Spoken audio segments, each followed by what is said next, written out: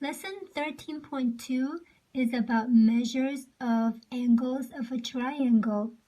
The lesson objective is to understand and apply the property that the sum of the angle measures of a triangle is 180 degrees, which is saying that the sum of all these three angle measures is 180 degrees. So if you add angle A and angle B and angle C together, you will get 180 degrees, and it applies to any triangle. After we learn more properties of angles, we can prove this property in a more mathematical way. But for now, we are just going to experiment, just like what we did with the triangles for the question sheet. I am going to cut out these three angles and see if I can put these angles on a line. We know that angles on a line,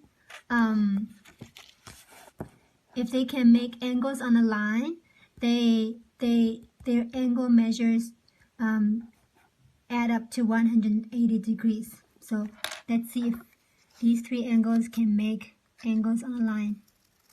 This is angle B, angle A. I cut a curve so that I don't get confused with the triangle angles and the other angles.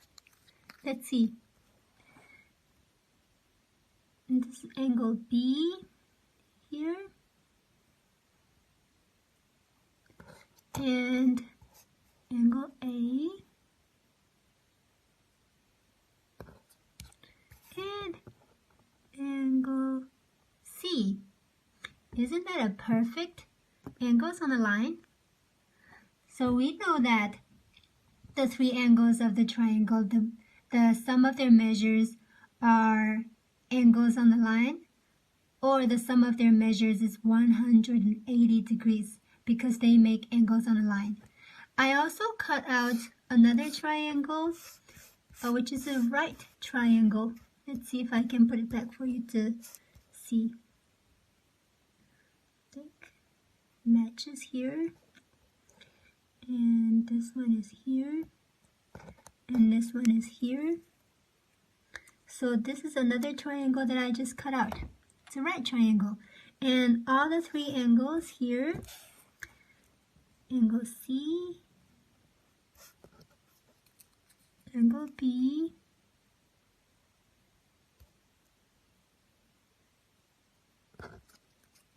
and angle A.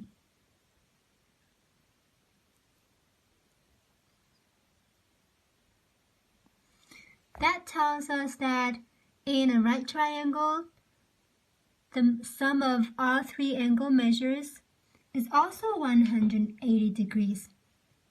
You can cut out more triangles and try it on different types of triangles, and you will find out that the three angles always make angles on a line. Isn't that interesting? That's like some kind of miracle. It's a law in math. It's a law in the world that God has made. He made all triangles this way, no matter how different it looks. This is another proof. We know that a triangle cannot have two right angles. If it had two right angles, the third angle would have to be 0 degree, and 0 degree is not called an angle. And it cannot have two obtuse angles either, because an obtuse angle is larger than 90 degrees. Two obtuse angles will have to be larger than 180 degrees. So there's no way that a triangle can have two obtuse angles or two right angles. All right, we have already learned the property of one property of triangle, the angles of a triangle, which is the sum of the angle measures of a triangle is 180 degrees. We proved that to be true by cutting out the angles of a triangle. Now we can apply this property to questions. This triangle ABC has an angle of 45 degrees. Angle B is 45 degrees. And I'm going to ask you a whole bunch of questions using this information. Number 1. If angle A is 105 degrees, what is the measure of angle C? Well, we know that angle A and angle B and angle C, the measures, the sum of their measures is 180 degrees. So what we can do is 180 minus 45 minus 105. I didn't write the steps down, but the answer is measure of angle C equals 30 degrees. So this is how you write this.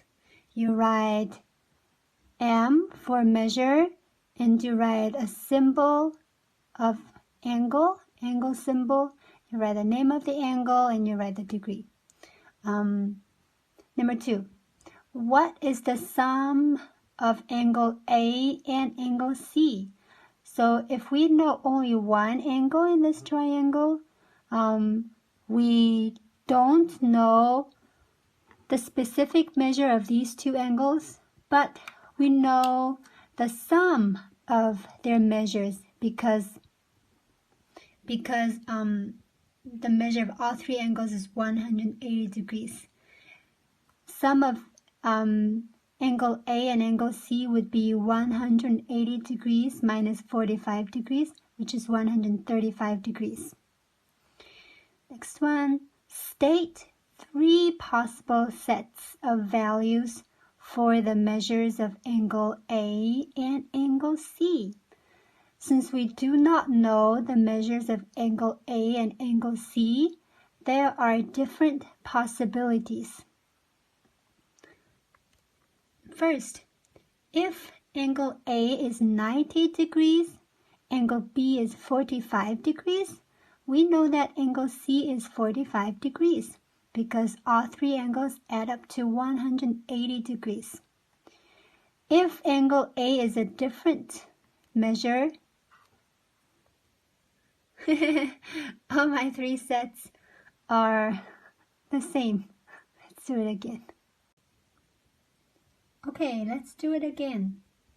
State 3 possible sets of values for the measures of angle A and angle C. Since we know that angle A and angle C they have to add up to 135 degrees, we can give any value to angle A and figure out the value of angle C, right? If angle A is 90 degrees, to make the sum of 135 degrees, angle C has to measure 45 degrees. If angle A is 100 degrees, angle C has to measure 35 degrees. If angle A is 110 degrees, angle C has to measure 25 degrees. It's all about applying the property to the triangle. As long as angle A and angle C add up to 135 degrees, which makes the whole, all 3 angles measure up to 180 degrees, it will make a good triangle. And there are more questions. Can the measure of A be 125? Oh, I forgot to put an angle here. explain your answer. Yes, because if angle A is 125 degrees, the measure of angle B is 45 degrees. They add up to 170 degrees, which is smaller than 180. And it leaves angle C 10 degrees. That is still possible. Can the measure of angle A be 135 degrees? If angle A is 135 degrees, measure of angle A plus measure of angle B will be 180 degrees. That will leave angle C 0 degrees. That is not correct. That is not possible. So the answer is no, because measure of angle A plus measure of angle B plus measure of angle C will be larger than 180 degrees. The last one. Can both angle A and angle C be obtuse angles? Why? No, because if they are both obtuse angles, the sum of their measures will be larger than 180 degrees. This is what we have proved with our triangle experiments. A triangle cannot have two obtuse angles. All right.